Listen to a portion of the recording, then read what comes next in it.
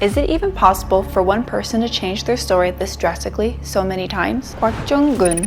By now, his name has become well known in political circles. He was once a soldier who upheld his honor, serving with integrity and discipline. But now, he has become nothing more than a puppet for Minjudang, constantly changing his testimony to fit their narrative. Was he ever telling the truth from the very beginning, or was he always following a script given to him? Today, we will meticulously break down every single lie, contradiction, and inconsistency in his statements.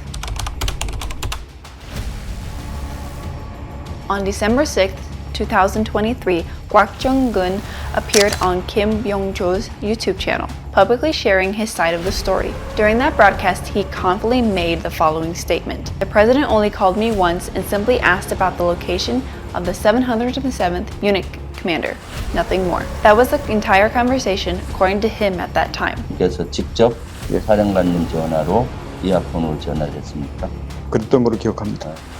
107이 이동할 때 어디쯤 이동하고 있느냐라고 한 번 받았던 기억이 있습니다. Yet, just a few days later, he completely contradicted his own testimony. On December 10th, during a National Assembly hearing, he was questioned again. Once again, he repeated his earlier statement in front of lawmakers. The president called me only once, and all he asked was the location of the 707th Unit Commander. At this point, it seemed as if he was sticking to a consistent narrative. However, just a few hours later, his testimony dramatically changed once again.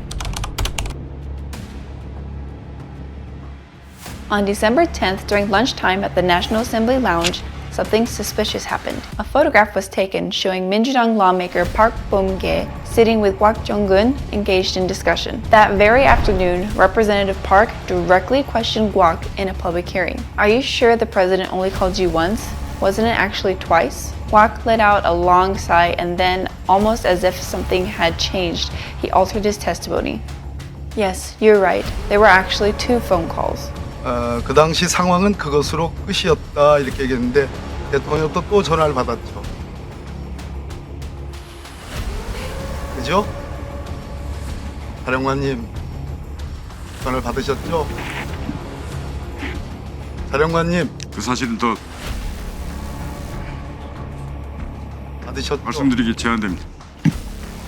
지금 한 10초간 말씀이 없다가 말씀드리기 제한된다. 받으셨죠? 한 번만 더 묻습니다. 제가 고함 치기 전에 그래야지 속죄가 됩니다. 박국원 사령관 받으셨죠? 예. Just hours earlier, he had firmly stated that it was only 1 call. But after meeting with Park Bom-gye, his story conveniently changed to 2 calls. On January 14th, Kwak once again revised his statement. Actually, the president called me 3 times. So now it wasn't 1 call, it wasn't 2 calls, it was 3. Then during his constitutional court testimony in February 2024, he changed his story yet again. Actually, it wasn't the president who mentioned the quorum. It was Minister Kim Yong-hyun.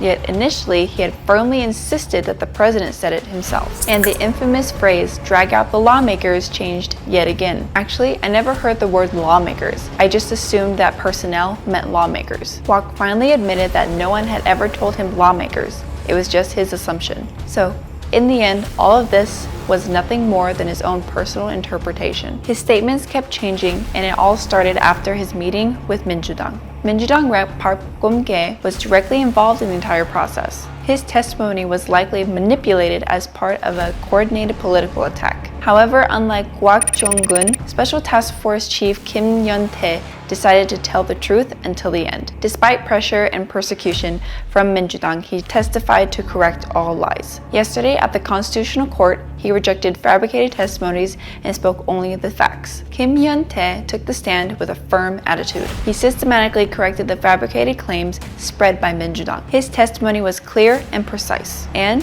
he spoke clearly. The president never said, drag out the lawmakers. Everything was just Kwak's personal interpretation. There was never any such order. 그런데 오늘 탄핵 심판에선 직속 상관인 곽종근 당시 특전사령관에게 그런 지시가 없었다고 했습니다. 일단 꺼내내는 지시가 없었고 예. 제가 기억하기에는 예. 뭐 있었다 한들 안 됐을 겁니다. One person refused to be a pawn of power and bravely spoke the truth. However, the other chose to remain a servant of power until the end. In the end, the truth will prevail. Kwak Jong-gun, you have become a mere pawn of power, unworthy of the title general. I am certain that you will have time to reflect on your life behind bars with Park Bum-ge